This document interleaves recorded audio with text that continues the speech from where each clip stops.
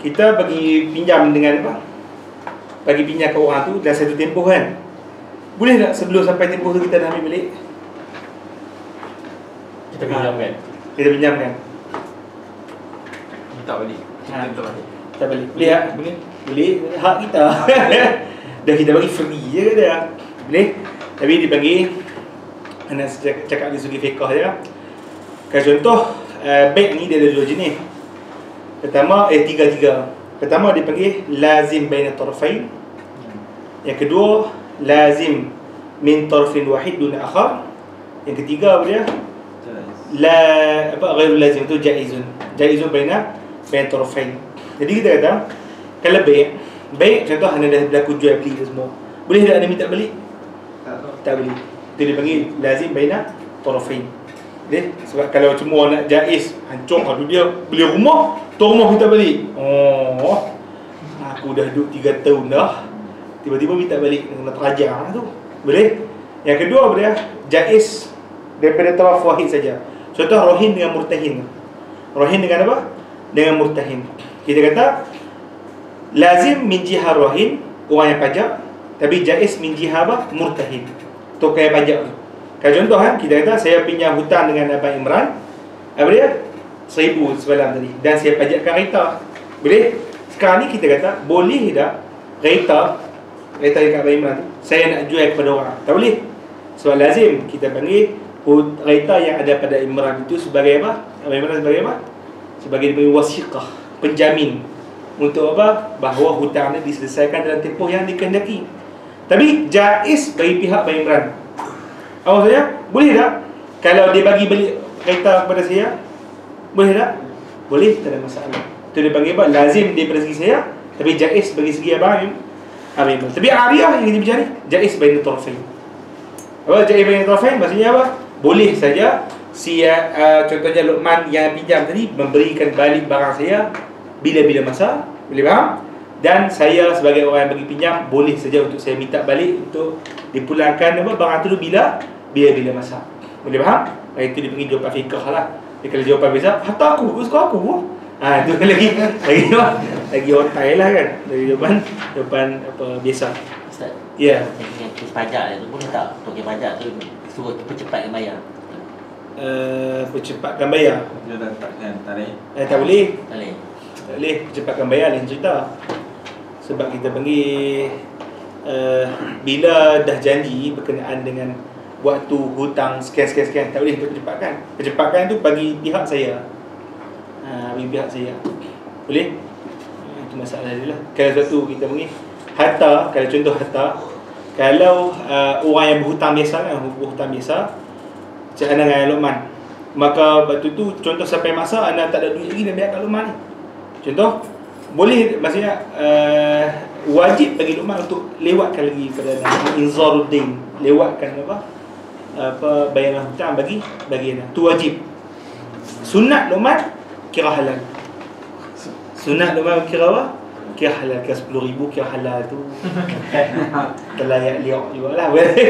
Itu dia kata fanaziratun ila maisarah. Tu Allah sebut, maka wajib dilewatkan orang yang berhutang dengan kita itu ila maisarah. Maisarah bukan kepada lewat pergi jumpa kekasih maisarah, ada. Maisarah ketika dia senang. Tu ulama sebut sepakat dalam masalah. Macam bab sewa rumah pula. Tuan rumah je dia tak, kau kena keluar. Kadang kita dah sewa, dah bayar pun in advance 3 bulan ke apa kan. Macam mana? Kita dah bayar ke? Ke tak bayar? Tak bayar. Yang bayar pun bayar advance. Advance. Tak boleh. Itu lazim baina tarfain. Ijarah lazim. Tak boleh keluar. Tak boleh dia kacau. Kena sewa. So macam ni, so nanti lah kan. Untuk nanti itu kira lain lah. Akad baru. Selepas akad baru. Kalau kita pinjam bank, kalau masjid lah, pinjam depo. Tapi kita tahu lah kalau kita jumpa masjid, kufun bagi punya. Jadi kita tak minta izin. Biasanya orang ni macam mana apa dia orang bagi bab slipper orang ke slipper masjid? Kalau slipper orang. Kalau slipper orang tu kawan tu baik ni tau. Kawan tu baik dan cerita lah. Dia kata zon padanya itu kita kenal dan dia baik, Ya. maka pada ketika itu baru dipanggil apa? Dipanggil ariyah. Sebab apa? Zon bahawa dia akan bagi. Tapi kalau ni orang tak kenal pun boleh buat zon kata dia bagi. Tak kenal pun Abang Alif dia akan bagi. Pinjam simpul ulama. Habis jadi bola dah. Satu ingat kaedah kata hukukul adami mabni ala musyahah tadi. Musyahah. Hukukul adami mabni ala apa? Musyahah. Jangan Allah Taala tak apalah musamahah tak apa. Jangan kita anggap macam tu. Kita mesti beratkan pada apa? Dia tak dia tak bagi. Dia faham? Cara itu pasal dia tu lah. Tak kenal apa. Baru tu kawan dia. Pakai slipper aku 5 jam. Aku nak keluar nak berurusan apa dengan main kawan pula. Tu nak kena mengajar. Okey. Kemudian berkenaan dengan al-ghasbu. Baca bagaimana al-ghasbu bohong. Al-ghasbu dulu kan. Akhdhu syai'i zulman mujaharatan. Dari segi bahasa al-ghasbu maksudnya mengambil barang secara zalim. Mujaharah terang-terangan. Mujaharah apa? Terang-terangan. Ambil. Hui. Ada. Jadi bagaimana? Ghasbu lughatan. Di syar'an al-istila'u ala haqqil ghairi bila haqq. Istilahnya menggunakan, lebih kurang kita menggunakan ataupun mengambil hak orang lain tanpa sebarang hak. Tanpa sebarang apa? Sebarang hak. Hukum dia haram. Dalil wala ta'kulu amwalakum bainakum bil batil. Ini makan benda-benda yang batil lah ni. Baik. Itu dia panggil apa? Al-ghasbu. Baik, tengok dia punya matan dia bang. Qala al-musannifu wa man ghasaba malan li ahadin lazimahu radduhu aw arshu naqsihi wa ujratu mithlihi. Wa ujratu mislihi. Baik, apa maksud dia? Wa man ghasaba malan, barang siapa yang curi harta seseorang, lazimahu, maka wajiblah bagi dia itu radduhu, kembalikan semula barang tersebut tadi. Tapi kena ingat, ghasab tak semesti pada mal, ghasab juga pada ikhtisas. Contoh slipper, anda kata slipper abang Imran, itu dia bagi mal lah, bagi Imran. Tapi slipper bagi masjid itu dipanggil ikhtisas. Masjid memiliki kan masjid? Masjid tak memiliki, tapi ikhtisas. Tapi kira ghasab lah, ghasbu. Boleh faham? Pada satu lagi kena ingat juga bahawa ikhtisas juga dimasukkan ulama. Contoh kita dah sampai pada sah yang pertama awal kan, kita duduk dah kat tempat kita, tiba-tiba sakit pelok kan, pergi tandas tiba-tiba ada orang duduk kat tempat kita dah tanda dah, maka itu juga dikira ghasbu. Sebab apa? Ambil ikhtisas. Tu jaga-jaga. Mesti tak kira lah, mesti ada kram itu. Orang duduk depan lah, dia tolak lagi. Ni ghasbu, kita dah itu. Bukan ghasbu, itu dia hajar kan. Hajar.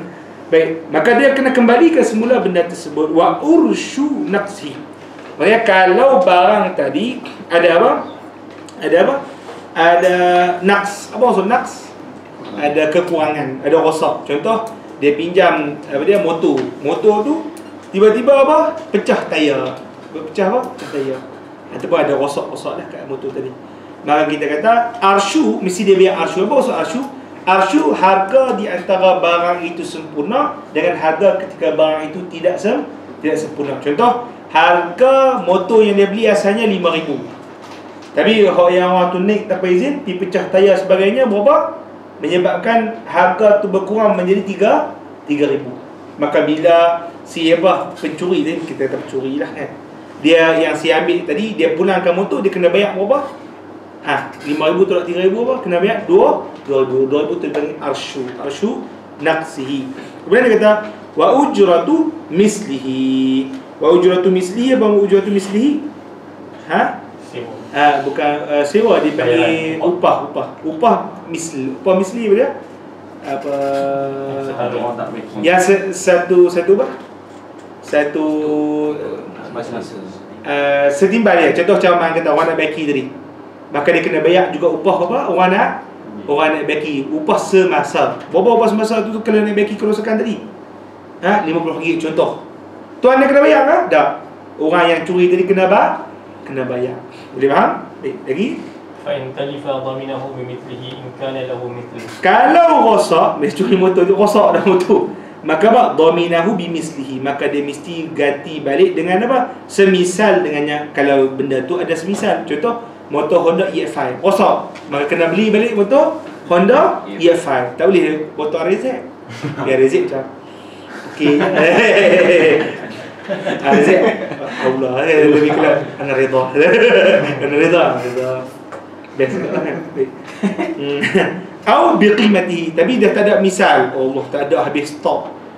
Dia motor AF5, maka dengan qimah nilai dia. Illam yakul lahu mislun aksara ma kana min yaumil ghasbi ila yaumit talaf. Maksudnya dia kata apa?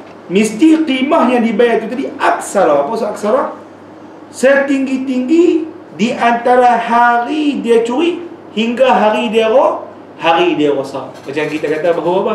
Hari dia curi 3,000 je. Tapi bila hari dia rosak apa? 7,000. Maka kena bayar 7,000. Setinggi-tinggi qimah. Setinggi-tinggi apa?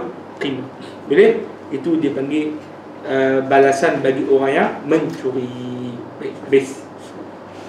Kemudian seterusnya berkenaan dengan syuf'ah. Yang faedah tu tak faham dekat ayat yang bawah sini. Ya. Yang inna qasad al-qimah bil khifad as-si'at faqat lam yalzam al-qasd farq al-qimah. Oh, baik. Faedah juga di bawah tu ada 1, 2, 3 kan? Faedah daripada 3 daripada bawah. Faedah, idza naqasa al-qimatu bil khifad as-si'ri faqat lam yalzam al-ghasibu farq al-qimati kasayyarati al-maqsubati fi Maris 20 apa 2010 qimatuhu 20,000 wa ba'da 6 ashhurin wa ba'da 6 ashhurin sara samanuha 15,000 fala yutalibu al-ghasibu bil farqi. Apa maksud dia? Kita curi kereta kan?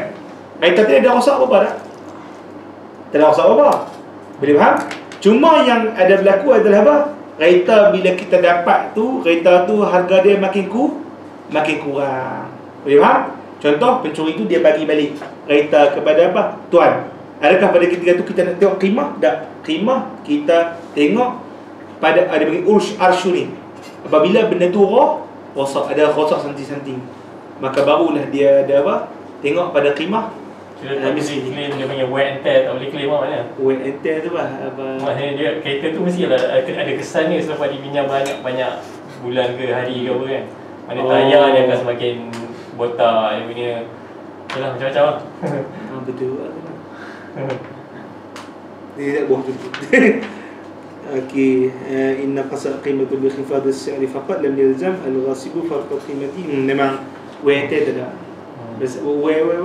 Wear and tear. Wear and tear. Tear koyak. Ya, tear koyak. Wear tu maknanya dipakai lah, maknanya kesan pakai kan dia akan ada kesan kan.